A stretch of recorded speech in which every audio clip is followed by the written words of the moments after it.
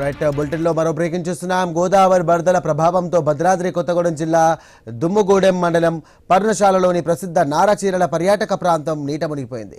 ఇక Godavari back water భారీగా చేరడంతో సీతమ్మవారి నారచీరల ప్రాంతమంతా కూడా జలమయమైంది. నారచీరల వద్ద ఏర్పాటు చేసినటువంటి సీతమ్మ తల్లి విగ్రహాన్ని కూడా వరద నీరు పూర్తిగా ముంచెత్తింది. ఇక అక్కడ చిన్న చిన్న వ్యాపారాలు చేసుకునే చిరు వ్యాపారుల దుకాణాల్లో కూడా వరద నీరు భారీగా చేరడంతో వారు తీవ్రంగా నష్టపోయారు.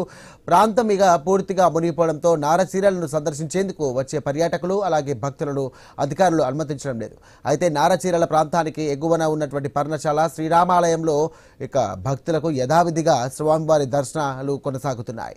మరోవైపు దుమ్ముగూడెం మండలంలోని ప్రగల్లపల్లె అలాగే సున్నంబట్టి బైరాగులపాడు వంటి వరద ప్రభావిత గ్రామాలకు వెళ్లే రహదారులపైకి వరద నీరు చేరడంతో అధికారులు ముందస్తు జాగ్రత్తల్లో భాగంగా బ్యారికేడ్లు ఏర్పాటు చేసి రాకపోకలను నిలిపివేశారు.